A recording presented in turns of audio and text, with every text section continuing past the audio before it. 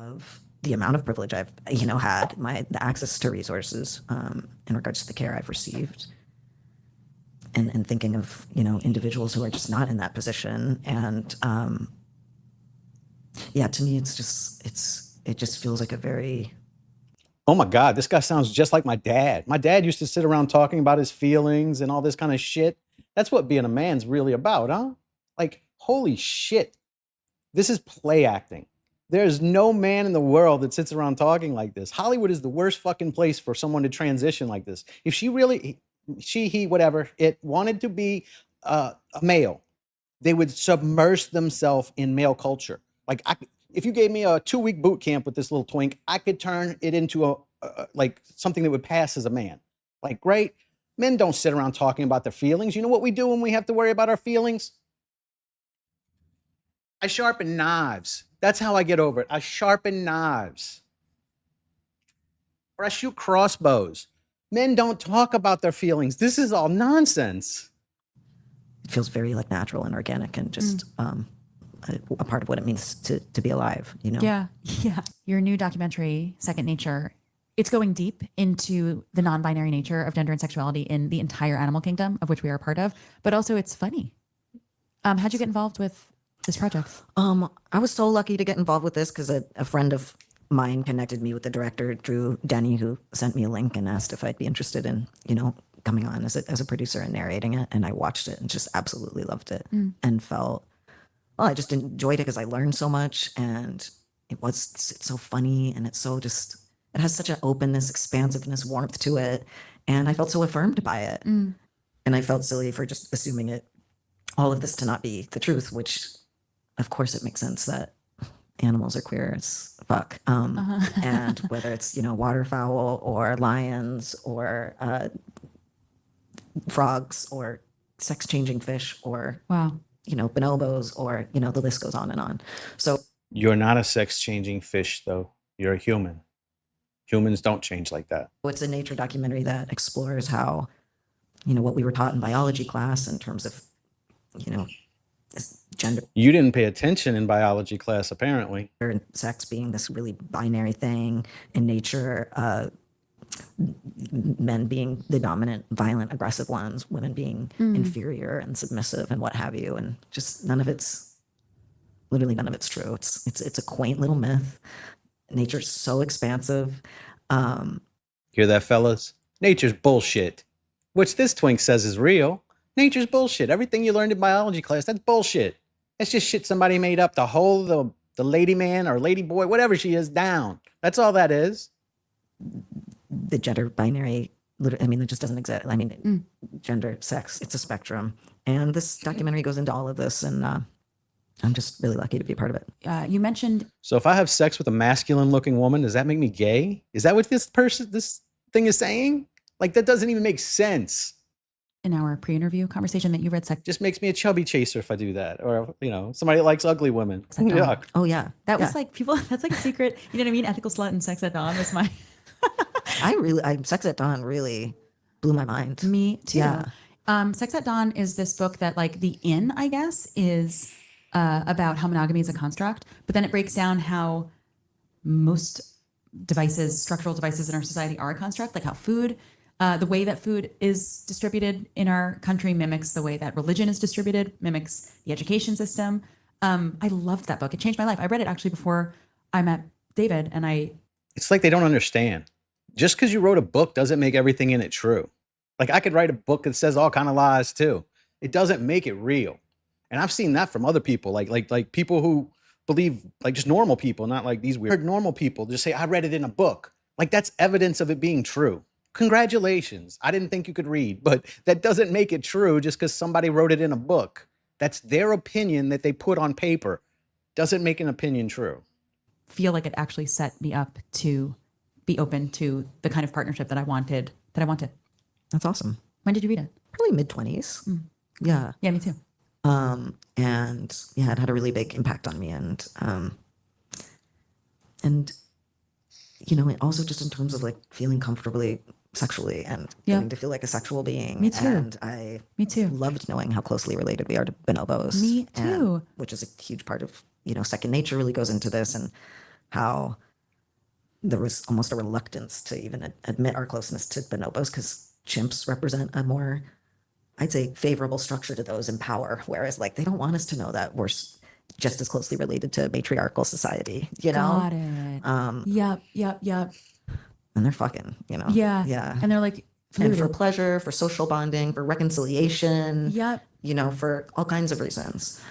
That was the thing. That was the thing in Sex at Dawn that hit me too. That like tribes and communities used to fuck so much less binary, not your one partner, fuck openly and whatever for like bonding between communities. I was like, Yeah. that makes a whole lot of sense. Yeah. I remember the imagery is stuck in my mind of tribes like having a woman having multiple. We can all learn from what the mud people do, right? We can all learn from them. You know, there are tribes where you have to suck a guy's dick to become a man. Like that's in, I forgot what country it's in, but they found a tribe of these fucking bush people that act that way. And so we should learn from them, right? No, how about they learn from us since we have air conditioning? Wouldn't that be a good idea since we're more technologically advanced and we have like universities and they just throw sticks at animals? I think they should learn from us and not us learn from the primitives. Male partners, and you wouldn't even know who specifically child this was because the whole group was taking care of all the kids. Totally. It really blew my mind, Yeah. that book. I was so excited that you read it. Yeah. Because I felt the same thing. Like when you know this stuff and you unlock that knowledge of like humanity, it makes you like feel closer to your own humanity and less ashamed of it. Totally. What does that even fucking mean? Nothing makes me feel closer to my humanity. I don't even know what they just say these words and these phrases because they heard them somewhere. How does anything make you feel closer to your humanity? Like, especially when the way these people live. They live in like these ultra expensive, like fucking nice places. Like they're not in reality. They live in a Hollywood bubble where people tell them they're real because they saw them in a movie, but they're not real people. Like I bet you neither one of them could change a tire. I bet you neither one of them could do a lot of things that everybody has to get used to and just live with and learn to do. But this man right here, I bet you couldn't change a tire. Want to bet? You know, I remember another part of Sex at Dawn was how shame around masturbation was a construct that like almost a PR campaign at a certain point. It's so silly. Yeah. It's so boring. Yeah. You know, aren't we over it? I think we Just are. like we are. Like I think we are. And that's why like, this aren't is you over just like queer phobia, Yep. misogyny, transphobe, blaming everything on trans people. It's just like, I mean, you're supposed to hide when you jerk off. I don't leave the door open when I do it. Like, of course not. You're supposed to hide it a little bit just because it's embarrassing. Like I lock the door when I shit too because I don't want no one walking in. What are they talking about? aren't you seeing through this? You know, It seems so boring. transparent. And even with the chimps, actually, when I'm thinking of the chimps, because I remember that one of the biologists in the documentary talks about how, like, even if, you know, there is violence and there is fighting, they'll have like reconciliation sex, basically, to sort of like make, you know, and reconcile. And reconciliation is a big part of, you know, keeping the society going versus constant war. Makeup sex. Exactly. Oh, so if two monkeys get in a fight and they butt fuck each other after, that means we got to do it too. Okay. But here's one What thing is that I this? found really interesting in the Second Nature doc, Yeah. which was this group of baboons who had discovered a dump, like a trash dump. And all the alpha males were, you know, kind of taking it over, keeping everyone away and, you know, eating the food. And I mean, sadly, they got sick. They got like tuberculosis or something from the food and died. Cool story. So then this group of baboons was left with no alpha males. And they completely changed their societal structure and way of interacting. And it's now been decades and it's stayed the same. And so I find that aspect also like really fascinating. So even in this, you know, there's this change and then there's this like adaptive response. In a fucking zoo. Of course they can stay alive in a fucking zoo. But if you take away all the alpha males out in the bush where those fucking, well, I don't even know, I think she's talking about ant monkeys. But if all the alpha male monkeys are gone, then that tribe is no longer a tribe. They're gonna be subjugated by all the other monkeys, and then they're just gonna take them as prizes. You need alpha males or at least dominant male figures just to defend things in nature. Yes, if you're in a zoo or a lab, like whatever they're talking about, yeah, you can keep them alive. But you can't when they're just out in nature. That's not gonna, these people are so dumb.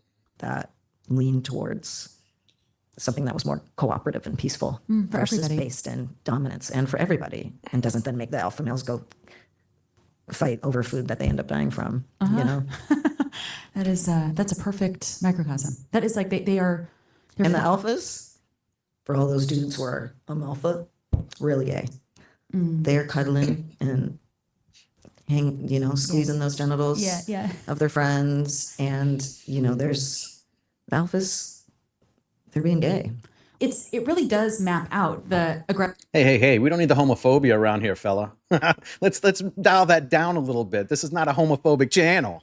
patriarchy and homosexuality, and that feels like such an illusion. The distancing of those things. I will say, like, when I first started taking testosterone, I was like, okay, like I was like, whoa. Yeah. With that voice, you were like, whoa. I'm sure Mickey Mouse gets a big day out at the gym, I guess, when you took testosterone. But did I just start going out and grabbing people without consent? Right, No. So right. I get so sick of like Right. something like that being Right. an excuse. It's not a fair excuse. Yeah. And I'd say I've always been, Down. horny. Yeah. We down. We're down, Yeah. But this was for me, the first thing I noticed starting to take tea. But yeah, that being said, it didn't make me Right. all of a sudden Right. be out of control. Right, right. You Okay, I'm gonna wrap up in a few minutes. What I want to touch on is love. You're in love. I am, yeah. Love rocks. Love is awesome. It's fucking lit. Tell me about it. How does it feel? With someone now for like over a year, and it's feeling, I think, because I'm just feeling so much more Please cry. grounded in myself, with like a new foundation to come from and to build from, like to fall in love, like really feeling that way, and just feeling a sort of continuously and intentionally, building and deepening this connection. And So masculine. I feel just really lucky and grateful, and to be in a place where I don't feel codependent, where I, where, yeah, I don't feel like I'm losing myself in something, and I'm getting, to continue to grow and build this relationship with someone that I'm really love, If you really want to be a man, stop growing from love and start growing in a gym, because it's going to be really hard to be an actor who's 5'2" and weighs 90 pounds and be a leading man. So get to the gym and grow that way. so sweet and caring and incredibly funny and talented and gorge. She's so hot and cool. Yeah, She's so hot and cool. you know her. Yeah, our little Julia Shiplett. And it's cool how Julia's just got her thing going, like it's Totally. so great that you guys have just each doing your own thing. Yeah. I've been asking people about masculinity and femininity. We are seeing so much, and I mean our entire lives, we've seen so much unhealthy masculinity, so much sickness in this. Right. Let's let this guy who's been a man for six years, let's let him tell us how to be masculine. That's what we all need. We just needed a rookie to come show us the way, right? Isn't that always the way it goes? Some youngster gonna come tell us how to do it. Some shit that's been happening for 2,000 years or longer. World, specifically through the lens of men. And in your gender journey, which to me, as someone who knows you, but also as someone consuming you as a public figure, to me, you appear healthy and continually finding more health and security. What does it mean to you to hear me say healthy masculinity? Healthy masculinity to me is, or even just something I've felt as transitioning, is like leaning away from whenever there is some sort of impulse or expectation you've put on yourself to like shut down or conform in a way that usually feels like this, like I am closing off. I remember kind of being like, oh, Elliot, maybe you should, talk with your hands a little. It's called being stoic, right? And that's how men are supposed to behave. You're doing the opposite. You look more like a girl now to me than you did when you had long hair and pretended, and were actually a girl. Lesser. Maybe in pictures, because ever since transitioning, now I'm like, Johnny, I am smiling in those photos. Whereas I used to be so, I could barely look at a photo of myself. I was always like, and and I'll be taking, say a dude's like, hey, are you Victor from Umbrella Academy? You know, and we're doing a photo together. He's very, I'm yeah. And like having that moment where I'm like, oh, should I also not? Like, should I also be Close and off. it's just like, what the fuck, Elliot? What are you talking about? Like, oh, honey, you're the part of the problem. Newsflash: when men are talking to themselves, they don't ever say, "Hey, honey." I don't call myself honey. Men don't really even. It would not even occur to us to call ourselves honey. That. Do we need more proof? Do y'all need more proof? So I think it's, to me, healthy masculinity would be, what, you know what, healthiness for anyone to just, you know, love themselves, be able to care for themselves, like ideally get rest when they can, you know, like just the practical basic, drink water, like eat a banana, you know, like You heard it, guys. Be masculine. Drink water. Eat a banana. She's fixated on these monkeys, I think. She keeps talking about monkeys, and now we got to eat bananas and butt fuck our friends to be masculine. This is insane. and also just, you know, doing what you can to be intentionally and mindfully not letting yourself get like swayed or twisted by the rules that I feel like end up like leading to so many of the problems that we see that are, you know, do get inflicted by toxic masculinity. There we go. Toxic masculinity, right? You know, those monsters that are fighting our wars for us right now, that's toxic masculinity. You know, the guy who comes and kills the bad guys when they're trying to harm you or get in your house, those cops, they're toxically masculine too. So how do you expect them to do that? They can't come out and just evaluate their feelings like this twink. Like, that's not the kind of man you want whenever shit's going down. When shit's going down, you need a man with a gun, a man with a knife, or a man with some bad intentions. You need that. That's needed for society to keep functioning, because the criminals or the other side of that aren't military. They have those bad intentions. So you need men who are masculine, not whatever the fuck this is. Violence and abuse, just general cruelty. And yeah, I think it's just like healthy masculinity could just mean a really good cry. And like, so there we have our list. To be masculine in the new age, in the new Hollywood masculinity, like if you want that, you have to cry a lot. You have to, you know, after you fight with your friends, you have to butt fuck them.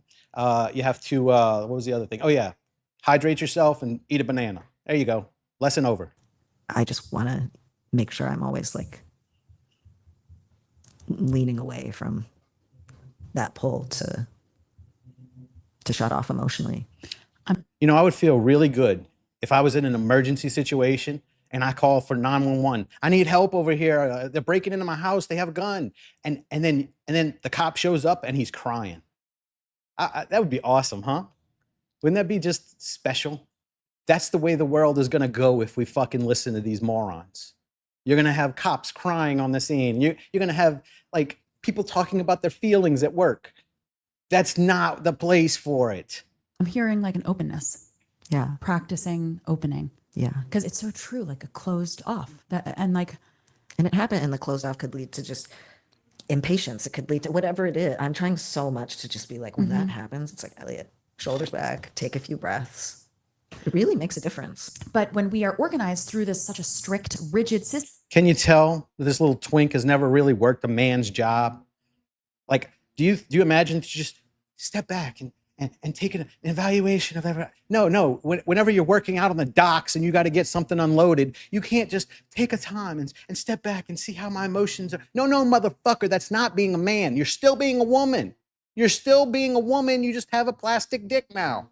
That doesn't make you a man.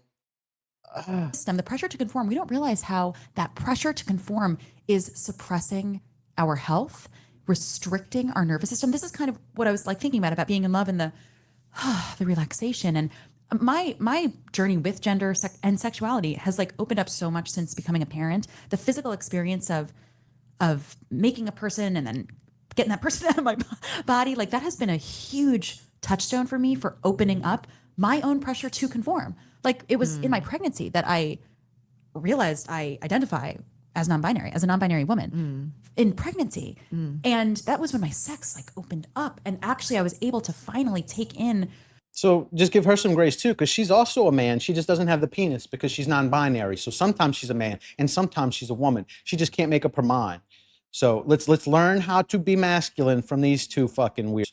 That I don't even understand this. How are you telling people how to be a man when you've never fucking done it?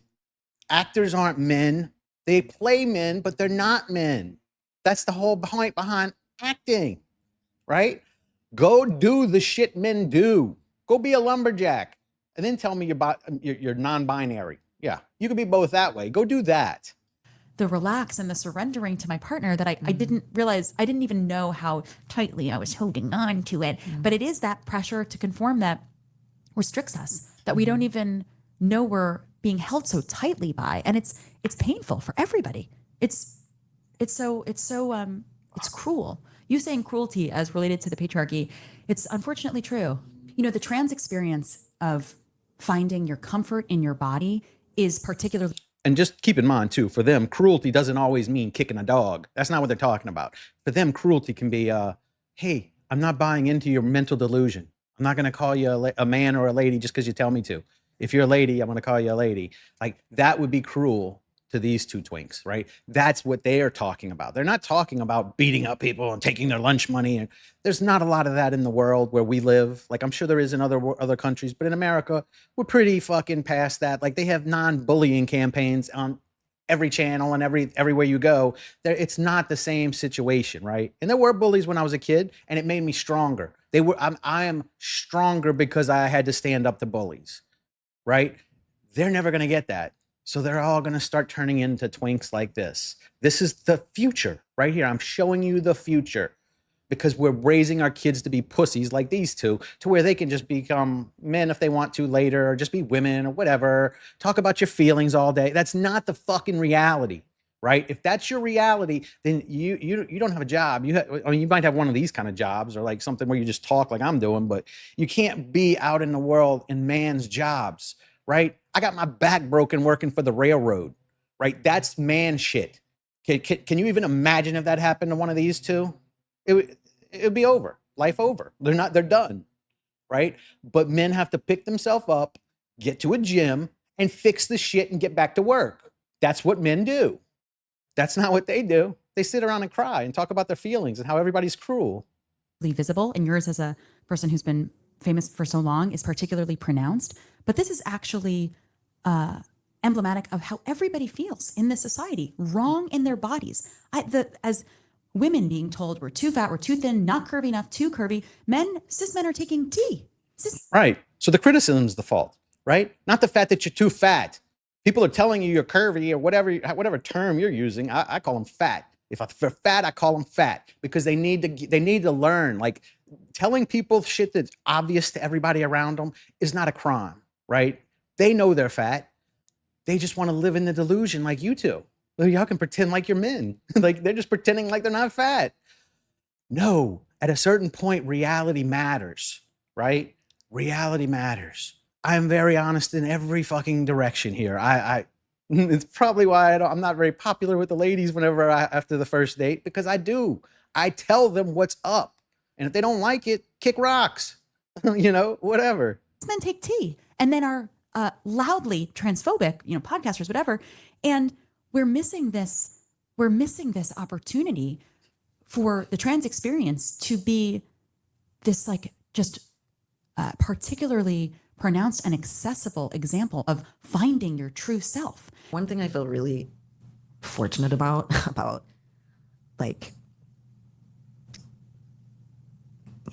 he's gonna cry. Getting nominated for an Oscar when I was 20 or whatever. And or was that Ellen? Right? It doesn't say Elliot, so it wasn't you, right? Having that happen. And what category was that in? Wasn't it the best female actress or female supporting actress? So how could that be you, sir? And when I was so young and in that period feeling the worst, like absolutely just not okay. And those years following, and to learn that lesson so young, like to go, like, I actually that's not what I care about. And something's not okay here. And like, to be in a place now where I can like reflect on that. And You know, when I got hit by the train and it broke 2 of my vertebrae in half and I had like all my ribs on one side mashed, I was laying there and you know what I was thinking? Something's not right here. You're talking about your fifis being hurt. I'm talking about my backbone being hurt. like just sort of where my priorities are, where they are creatively. Like there's just, I feel so lucky to have learned that young, that you could have this thing that everyone's saying is the dream come true, and people's obsession with fame and, oh, you know, or what success means. And don't get me wrong, of course it comes with, you know, it helps your career, of course. But I just mean like, it gave me such a, I think, profoundly important lesson so young. And in some ways, I feel like that relates to like, you know, conformity, or, you know, how people think they should, you know, approach life, or they get lost in an idea of what success means to them or what have you. And like in terms of my transness, I feel so lucky because I feel like I've gone from a place where I could barely function. I was so uncomfortable to now kind of no matter what's going on, like my Yes, she was a millionaire, Hollywood actress, leading lady. How could she function? How could she just function? Whenever, you know, she has this unrelenting desire to get a plastic penis. Like, you could have done that and still kept the long hair. No one cares. But stop pretending. You're not going to be the leading man. I mean, you probably will in Hollywood, but nobody will go see it, right? Nobody went and saw that last Odyssey movie because they're trying to make you into a gladiator or a, you know, whatever they called the fighters. I don't know what the name for, a Trojan, whatever it was. It's silly talk. It's silly talk. People are not going to just pretend because you're pretending. You're the actor. You're supposed to make us submerged into this reality, and you take us right out of it, right? If you pick up any kind of weapon at 5'1" or whatever he is, whatever, no one's going to buy it. No one will ever buy it. So just grow your hair out and pretend to be the lady again. my feet are on the ground. And I had to do all that digging, and I had to like scrape through all those layers and not worry about what people were going to say or think and all that. And gosh, when you do get like, feel like liberated from that and that shame that you've been carrying, like that is what I would wish for everybody, for everybody. And I do think that's what trans and gender non-conforming people can offer.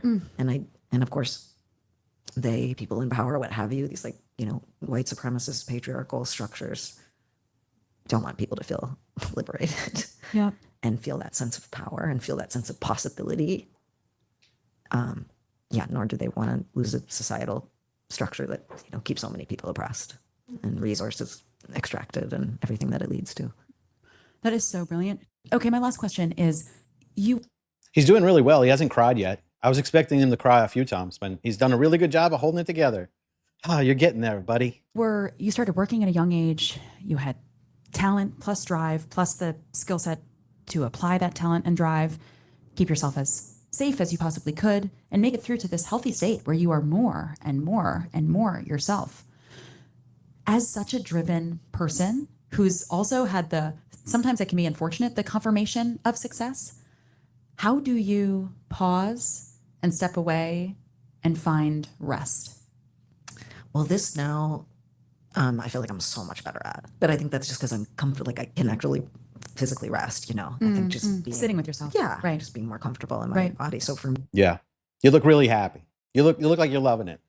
You've almost cried a few times. You fucking look like you're about to tear up right now. And you're trying to convince the world that you're happier like this than you were as a cute millionaire leading lady in Hollywood. me now,